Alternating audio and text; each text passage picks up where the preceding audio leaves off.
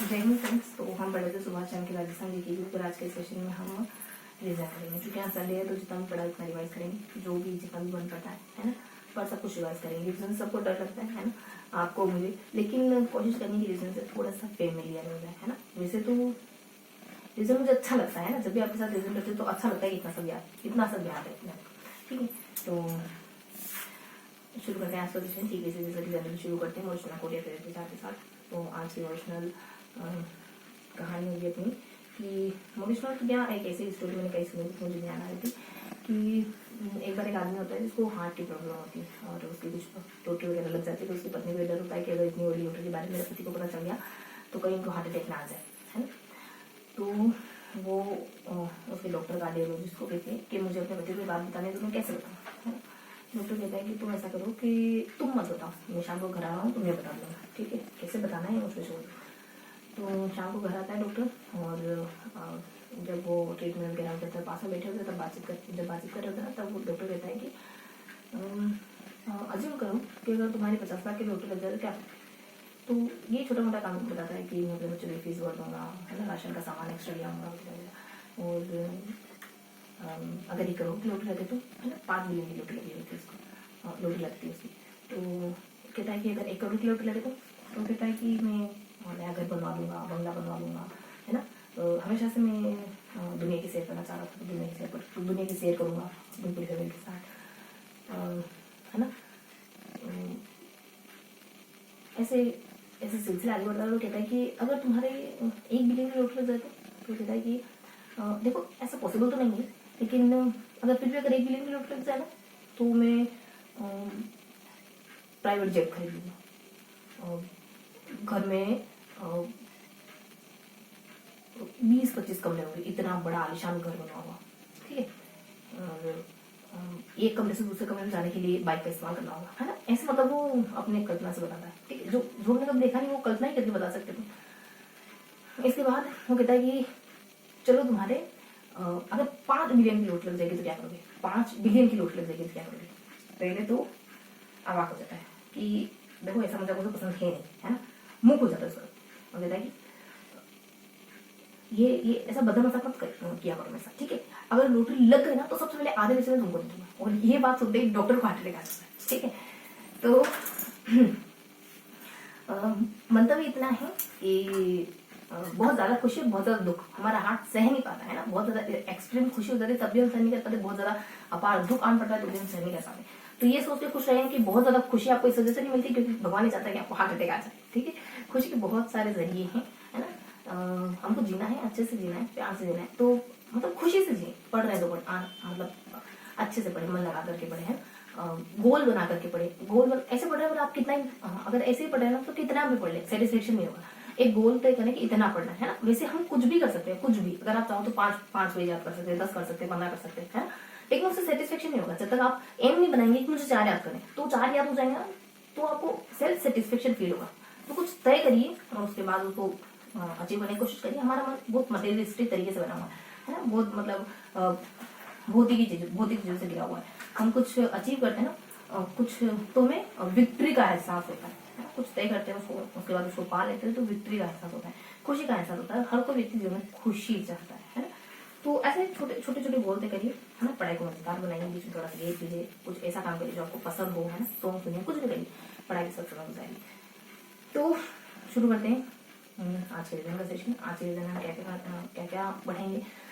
तो इस सप्ताह में हमने बहुत कुछ कवर कर लिया। जीरो को पढ़ाया, पात्रत्व को पढ़ाए, नदी परियोजनाओं को पढ़ाया, बहुउद्देशीय परियोजनाओं को पढ़ाए, है ना। और ये 3-4 टॉपिक पढ़े, ठीक है। तो शुरुआत करेंगे अपन झीलों से, जिसमें सांबर है, पिछोला है, राजचमन झील है, स्वरूप सागर, उदय सागर है ना, और सांबर झील है।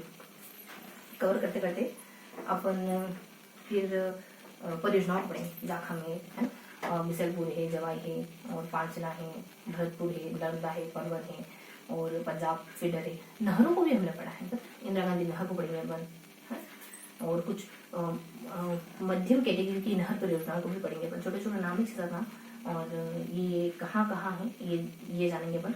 बहुत सारी योजना पढ़ेंगे छोटे छोटे। तो हम तो अपन नहर पढ़ेंगे, इसके अलावा बहुत सारी छोटे छोटे परियोजनाएं पढ़ेंगे, जिसमें सिर्फ इतना जानेंगे ये परियोजनाएं कौन से जिले में, ठीक है। इसके अलावा बस मेनली ये सब कुछ बनाएंगे।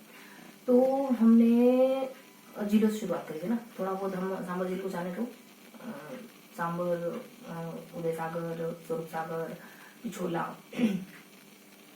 और पुष्कर है ना, ये सब झीलें पड़ी। इनके बारे में देखो बहुत ज्यादा याद नहीं, इनके बारे में थोड़ा थोड़ा याद है इनके बारे में, ये बहुत पहले पढ़ा था है ना।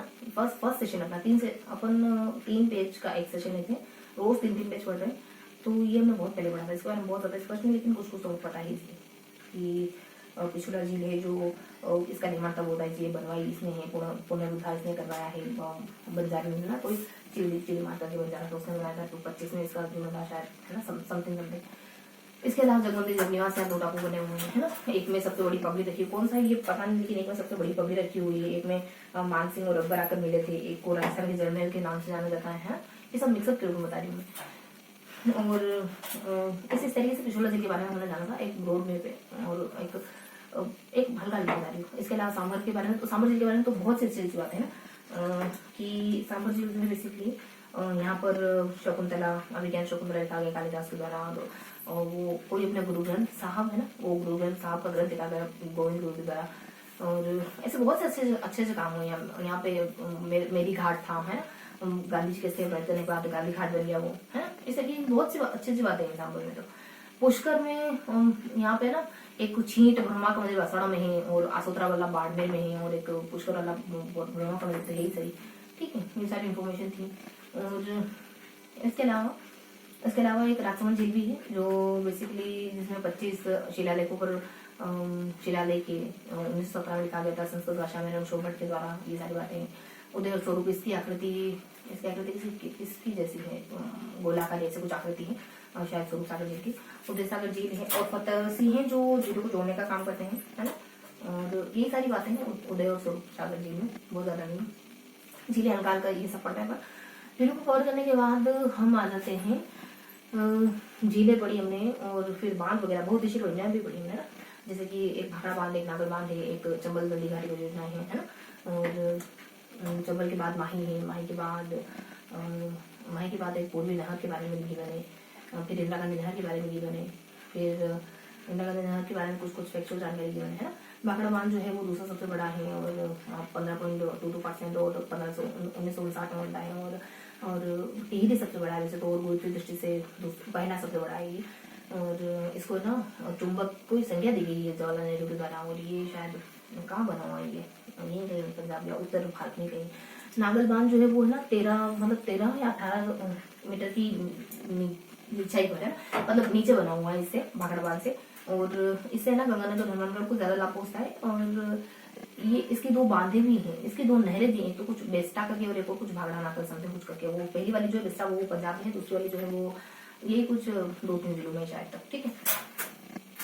इसके अलावा कुछ बातें और जीवन एक व्यास सतलज नहर करके हैं, जो भाखड़ा बांध को जलापूर्ति करवाती है, और व्यास नदी के पानी को कंट्रोल करने के लिए बनाई गई व्यास नहर समथिंग कुछ है। और इसके अलावा एक और कुछ है ऊपर, जो बेसिकली एक और छोटा सा हल्का सा टॉपिक है, उसके बाद अपन चंबल परियोजना पे आना है। तो चंबल परियोजना में 4 बांध बने हुए हैं, क्रमशः कब कब बने, तो 59 में बना है, 60 में बना है, 70 में, और 71 या 72 में बना है ठीक है। और लास्ट वाला सबसे बड़ा गांधी है, फिर जवाहर है, फिर कोटा, सेकंड वाला कोटा है, दूसरा वाला जवाहर है, और लास्ट वाला राणा प्रताप है। सेकंड वाला राणा प्रताप है, फिर जवाहर सागर है, फिर कोटा में है ठीक है। इस तरीके से कुछ बांध बने हैं, कब बने समय बताई थी मैंने, सबकी अपनी अपनी विशेषताएं हैं। और सबसे लास्ट वाला पिकअप बांध है, और 3rd नंबर वाला जलभराव मैंने क्रमशः बता दिया, वैसे बता दी हूँ। और जलभराव की दृष्टि से सर्वाधिक जलभराव की क्षमता रखता है। और फर्स्ट वाला जो है वो, 3rd वाला जो है वो राजस्थान में सर्वाधिक जलभराव की क्षमता रखता है। फर्स्ट वाला जो है वो जलभराव की क्षमता रखता है पूरे चंबल बेसिन में। और दूसरे वाले में है जो बिजली का निर्माण नहीं होता है, पहले वाला बिजली का निर्माण नहीं होता है। और दूसरे वाला जो है वो बस ये एक दो बातें। और मतलब 3rd वाला जो है वो परमाणु राउत भाटा को जल बताने का काम करता है सब है ना। और कितनी मेगावाट बिजली बनती है ये गिवन था थोड़ा, फर्स्ट में भी गिवन था, आगे भी गिवन थी, इतने मेगावाट कुछ, और 3rd में भी गिवन था कुछ ठीक है। इसके बाद माही को पढ़ते हैं। तो माही जो है वो एक तो माही बाजार जो बांसवाड़ा बोखेड़ा में, एक तो एक पिकअप है ना, कागजी पिकअप है, एक और एक कडाना बांध है ना। और इसके अलावा ये सबसे ऊंचा ऐसा कुछ बांध है, इसकी लंबाई 3109 मीटर है। और फिर वैसे सबसे ऊंचा तो जाखम है, ऐसा ही कुछ है, बड़ा लंबा ऐसा कुछ है, ये समझा था। फिर इसे ना 25 और 45 की चार दो इकाइयां लगी हुई है ना। और हाँ, ये चंबल जो है ना वो ये 193 टोटल कितना हो रहा है, 9 18 2 3 3 8 6 है ना, 3 8 6 386 386 इतने मेगावाट टोटल जल बनाता है, विद्युत बनाता है, जिसमें राजस्थान और तो इसकी बराबर है। और राजस्थान से जो माही ना, इस पर विद्युत का उत्पादन पूरी तरीके से राजस्थान ही करता है, ठीक है। और इनका जो रेशियो है वो राजस्थान और मध्य प्रदेश में 45-55 का रेशियो है। ये सब कवर करते हैं अपन यहाँ। और इसके अलावा फिर अपन एक और पढ़ते हैं माही के बाद। माही के बाद एक छोटा सा और देखते हैं अपन, कोई बात वगैरह है माही के बाद। हाँ, और पूरी नहर को जानते हैं। पूरी नहर जो है वो सेखा गांव गंगानगर से एंटर करती है। और ये 2-1 में शायद निर्माण हुआ था, और 2-7 में इसका लोकार्पण वगैरह होता है। उसको बनाने वाला कोई शायद कमर सेन तो नहीं है, गंगा सिंह ही इसको बनाने वाला। और इसकी जो शाखाएं हैं वो करनी है और लक्ष्मी है, और एक और कुछ है बीच में, ठीक है। और इसके बाद इसका जो इसको ना ये सबसे मतलब एशिया का सबसे पक्का बड़ा नहर है, ऐसा कुछ है। और इसकी वितरिकाओं की लंबाई 1200 मीटर है। फिर इंदिरा गांधी नहर को पढ़ते हैं, शायद ये 59 में आती है, और 61 में इसका लोकार्पण वगैरह कुछ होता है। और राधा कृष्ण सरोवली और गोविंद कोई पंथ वगैरह करके, गुरु गोविंद पंथ ऐसा कुछ गोविंद वल्लभ पंथ करके। फिर इसकी 2 शाखाएं हैं। पहला तो अपने कोटा बैराज से, और जो पोंगल से कोटा बैराज तक पहली है ना। और दूसरी जो है वो पोंगल से बैराज है ना, तो बैराज से लगाकर मनोहरगढ़ तक है। और फिर एक सारणी बनी हुई थी, मैं आपको बताती हूँ। उस सारणी में था कि चंबल नहर है, इंदिरा गांधी नहर है। हाँ, 84 में इसका नाम बदल जाता है, ये अपने राजस्थान नहर था और इंदिरा गांधी नहर हो जाता है। फिर इंदिरा गांधी नहर था, और उसके बाद इसकी 2 ब्रांचेस बना दी थी। एक में बता रखा था कि ये शुरुआत वाली जो है ये ना पोंगल से, कोटा बैराज से पोंगल, फिर पोंगल से जो महिरानगढ़ मनोहर बैराज करके। और शुरुआत की लंबाई कितनी है इसकी, कुछ 445 है। और लास्ट वाली शायद टोटल की कितनी है, तो 649 है टोटल है इंदिरा गांधी नहर की। इसकी 2 ब्रांचेस थी, उन ब्रांचेस में भी लंबाई गिवन थी। यहाँ आगे 189 थी, और आगे की तरफ पीछे की तरफ 189 थी, और आगे की तरफ 204 थी। उसके बाद फिर से इसके 3 हिस्से कराए थे, राजस्थान, पंजाब और हरियाणा ऐसे थे, ठीक है। तो ये सारा गिवन था। पोंगल बांध कोई सतलज वगैरह ऐसी कोई नदी उसको बना हुआ है। ब्यास परियोजना भी थी शायद, लोगों ने हमारा ब्यास परियोजना के बारे में कुछ कि वो है ना, एक तो 85 में 86 में कुछ हुआ था, लोगेवाला 85, और एक और कोई नाम था वो 86 में दमदेगा ऐसा कुछ होता है। तो ये था। और इसके अलावा इंदिरा गांधी नहर के बारे में मुख्य नहर की लंबाई 445 मीटर है, और ये हनुमानगढ़ राजस्थान में एंटर करती है। और बस इतना ही है। और उसके अलावा 2 इसकी जो ब्रांचेस है उनकी लंबाई 204 और 189 है, ठीक है। तो ये हमने उनके बारे में जाना, परियोजना के बारे में जाना। इसके अलावा कुछ और परियोजनाएं हो रही मुझे याद आ रही, जैसे अपने विसर्ग हो जाती है ना, जाखा में जवाई वगैरह हो जाती है। और नंदा वगैरह हो जाती है, नंदा के ऊपर एक भरपूर वाली हो जाती है। फिर यमुना नहर वगैरह हो जाती है, पांचना वगैरह ना। और पांचना से पहले एक और है भीकाबाई वगैरह है, परवन वगैरह है। परवन के अलावा एक और है नंदा दोबारा से भी है, ठीक है। विसर्गपुर जो है वो ये 89 में आती है। और देवली टोंक है, टोडा रायसिंह 2 तहसीलों के लिए अजमेर है, जयपुर है ना। तब एक टीम बनाई थी इन्हें जिलों को लाभान्वित करने का नाम होती है। टोंक है, अजमेर है, करौली है ना, ये सारे जिले सब वगैरह ये सब। और इसके अलावा जाखम बांध जो है वो अपने अनुपुरा प्रतापपुर में बना हुआ है, 5.4 मेगावाट बिजली बनाता है। और 2-3 हेक्टेयर क्षेत्र को सिंचित कर रहा है ना। और जनजातीय बिजली बनाई गई, जनजाति है ना, मतलब जनजाति रागों से जितना बनाया गया पेयजल में मिलता है। इसके अलावा एक जवाई है जो कि मारवाड़ गांधी सरोवर कहलाता है, और जब इसको जल की प्राप्ति होती है सही परियोजना के है। और ऊपर नंदा है जो कि नंदा में ना, नंदा जो शायद ईसाई के 64 में आता है। और 8 आया था यहाँ पे, 28 किलोमीटर ऐसा कुछ है। फिर इसकी 3 शाखाएं हैं, साचो है, उगेरिया, भदौरिया करके, ठीक है। और एक हमारा डिस्टेंस पद्धति से सिंचाई होती है। और 4 और 7 का आंकड़ा फिर से होता है। 4 और 7 का आंकड़ा यहाँ नहीं था, ये 64 किलो, मतलब 2 फैक्चुअल तथ्य भी थे। इसके ऊपर एक और आ जाता है अपने नंदा से बिसलपुर। जो बिसलपुर है, बिसलपुर जो है वो 1964 में आता है, 17 किलोमीटर है ना। और 28 किलोमीटर, 28 नंदा जो है वो 28 किलोमीटर है। और 18 मार्च 2000 को आती है ना, ये नंदा। हाँ, और भरतपुर वाला जो है वो, भरतपुर नहर जो है वो राजस्थान और उत्तर प्रदेश की है। और अपने यहाँ से कौन से भरतपुर से एंटर करती है। यमुना नहर जो है वो ये आती है अपने 66 में, और ये भी अपने राजस्थान उत्तर प्रदेश दोनों से आती है, ठीक है। और इसके अलावा एक पांचना है, उसमें 2 नदियां, छोटी छोटी नदियां हैं। उन छोटी छोटी नदियों के बाद बता रखा है कि एक भेस है, भद्र है और बोटखेड़ा, ये 5 नदियां हैं। और अमेरिका से आर्थिक सहायता प्राप्त है, और ये पक्का बांध है।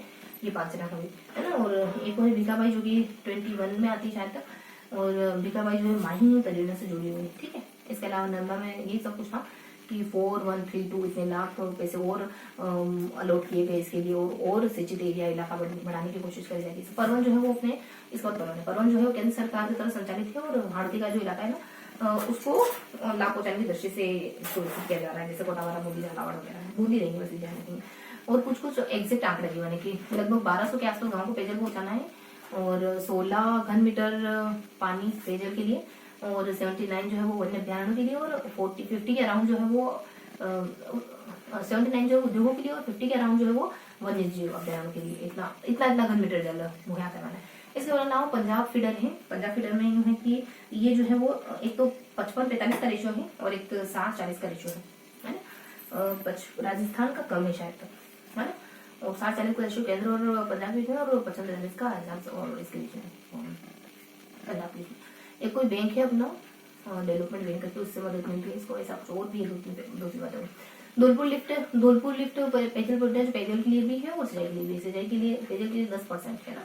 और फिर अपने एक है इसरदा जो वर्तमान पर लीडर। इसके अलावा एक है पूर्वी नहर, जिसमें ना 27 जिले और 37 करोड़ रुपए एक्सेप्ट किए गए हैं, और 13 जिले हैं। ये कौन सा है? अलवर, करौली है, कोटावाड़ा, बूंदी, झालावाड़, जोधपुर है, नागौर है ना। ये जोधपुर है, नागौर है, ये मतलब पूर्वी राजस्थान में लीजिए। इनको ये 13 जिले हैं। इन 13 जिलों को आवेदन करने की कोशिश की जा रही है, और 37 करोड़ रुपए अलॉट किए गए इसके लिए। और भी है कि मध्यम सिंचाई परियोजनाओं को लाभ पहुंचाने इसके थ्रू, है ना, और लघु सिंचाई परियोजनाओं को लाभ पहुंचाने इसके थ्रू, और एक डिमी के यानी दिल्ली मुंबई औद्योगिक क्षेत्र है कोई, उसको लाभ पहुंचाना इसका उद्देश्य है ना। और चंबल से जो काली सिंध, दाऊ, परवन, ये सब नदियां छोटी छोटी, इनमें जल स्थानांतरण करना इसका उद्देश्य है ना। ये सारी बातें हैं। एक नवनेरा है जो काली सिंध कोटा में बना हुआ है ना। तो ये सारी अपनी परियोजनाएं वगैरह है। इसके अलावा इन 2 सेगमेंट के अलावा जिले वगैरह हैं, ये दोनों परियोजनाओं वाला सेगमेंट। हाँ, इंदिरा गांधी नहर के बारे में कुछ कुछ इन्फॉर्मेशन होती है। इंदिरा गांधी नहर जो है वो एक सतलज और व्यास नदी से मिलकर बनी है, और ये हरी की विराट से शुरू होती है। और एक इसमें ना लिफ्ट कितनी है, इसकी शाखा कितनी है, सब जानता। लिफ्ट तो है, पुगल है, लूणकरण है, फलोदी है, पोखरण है ना। और एक और कोई लिफ्ट थी, सहावा लिफ्ट है ऐसा करके। और शाखाएं इसकी हैं, अनूपगढ़ है, हनुमानगढ़ है ना, और बालोतरा वगैरह शाखाएं और भी है इसकी। जैसे कि शाखाओं को हमने BCD से ध्यान रखा, दापोर से 4 और BC ऐसे कुछ बरसिंह ऐसा कुछ, ठीक है। और एक तो है सावर, और एक है सागरमल, रावल करके और सागरमल करके, इसके 2 क्षेत्र है। सिस्टम है ना। इसके अलावा इसके तहत है ना 10 जिले लाभान्वित होते हैं। 10 जिले कौन से? वही सबसे ऊपर अपने हनुमानगढ़, गंगानगर, और फिर बीकानेर है, जैसलमेर, बाड़मेर, जोधपुर, नागौर, यूनिवर्सिटी, ये इलाके से लाभान्वित हो रहे हैं। रामगढ़ है, और सूरत है, गुंदा है, और बरसिंह, ये परियोजनाएं लाभान्वित हो रही है इससे। और बाड़मेर का रिफाइनरी एरिया लाभान्वित हो रहा है इससे। और मुख्य नदी नंबर 22445 है, और ये हनुमानगढ़ से एंटर करता है। ये सारी इन्फॉर्मेशन थी। और इसके अलावा कुछ नए जिले भी इससे लाभान्वित हो रहे हैं, जैसे कि लूणकरण है, बालोतरा है ना, फलोदी है, ये सब। इसके अलावा इससे जुड़ी कुछ पेयजल परियोजना भी है, जैसे कि राजीव गांधी है। और राजीव गांधी सबसे पहले तो आपड़ों, राजीव गांधी और कंवर सेन है ना। कंवर सेन जो है वो बीकानेर की और गंगानगर की है, और राजीव गांधी जो है वो सेकंड नंबर वाली है ना। कंवर सेन, राजीव गांधी, आपड़ों। सेकंड नंबर वाली जो है वो जोधपुर ग्रामीण की, और कोलायर जिले को यहीं से जयपुर होती है। लास्ट वाली जो है वो 2 चरणों में पूरी होती है, चूरू हनुमानगढ़ और चूरू और चूरू, ठीक है। और थर्ड वाली को मदद मिल रही है जर्मनी से। सेकेंड जो फर्स्ट वाली है वो 2 to 7 स्टेट में आती है ना, 2 to 7 गाँव को पेयजल की आपूर्ति लगा रही है ना। और इसके अलावा फव्वारा पद्धति से सिंचाई होती है, जिसमें परियोजना बताने पहले छोटी छोटी परियोजना नाम भी बाकी है। हाँ, एक फव्वारा पद्धति से सिंचाई होती है ना, जिसमें अगर 4 लाख लीटर से बड़ा हौज बनाते हैं ना, तो आपको 50% या फिर 35 रुपए मिलते हैं, ऐसा कुछ है, ठीक है। तो ये हमने ना इंदिरा गांधी नहर के ऐसे, हाँ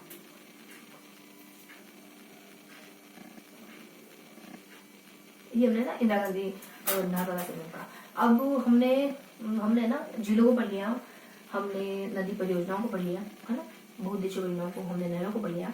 अब सबसे लास्ट सेगमेंट था हमारा छोटी छोटी परियोजनाओं का, उनको जानेंगे। छोटी छोटी और परियोजनाएं मतलब छोटी छोटी परियोजनाओं में हम एक तो है हाथी गागरोन, मतलब तो दानोग्राम, हाथी गागरोन, तो गागरोन तो देखा ना मैंने, पद्मावती, और गधा समथिंग कुछ है और लासा समथिंग कुछ है। तो हाथी जो है वो 12 है, गधा जो है वो बूंदी है, और गागरोन जो है वो गागरोन झाला है, और 12 जो है वो लासा करके कुछ है वो 12 में है। ऐसा करके याद रखेंगे, ये सब छोटे छोटे पोजिशन क्या है वहाँ।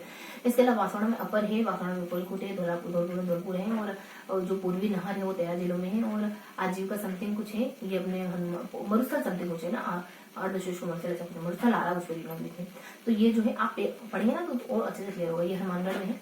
और इसके अलावा कोटा प्रशिक्षण संस्थान है जो 1984 में, और इसके अलावा एक और अपने के 2021 के बजट में 18 बांध बनाने के लिए 965 करोड़ रुपए आवंटित हुए थे, जिसमें से 10 बांध बन गए हैं, है ना। ये सारी इन्फॉर्मेशन गिवन है। इसके अलावा और भी है कोटा संभाग में, मधुपुर संभाग में, और अपने विभाग क्षेत्र में, जैसे बांसवाड़ा में पड़ती है ना अपने साबरमती सेकेंड, ये अपने उदयपुर में, और डूंगरपुर में भंवर है, डूंगरपुर में वार करके कुछ योजना है, प्रतापगढ़ में होंडा है, प्रतापगढ़ में एक होंडा और एक पिंड करके है, और इसके अलावा एक चाकन है और पोलो है, बूंदी में है ना ये सब, चाकन, पोलो और गंदड़ा ये सब बूंदी में है। और इसके अलावा एक झालावाड़ में है, तो झालावाड़ में अपने हैं रोशन, और एक वाड़ करके पीछे कुछ, और एक और कुछ है, एक दो कुछ, ये सब झालावाड़ में।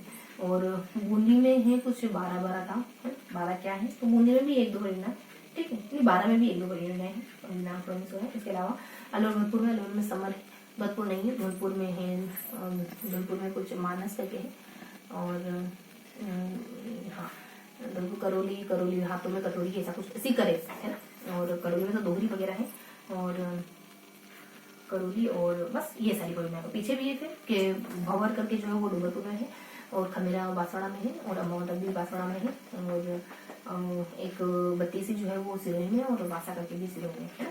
इसके अलावा भीम भी जो है वो झालावाड़ है, और गुड़ा करके कुछ है, गुड़ा करके कुछ जो कि झालावाड़ में है, और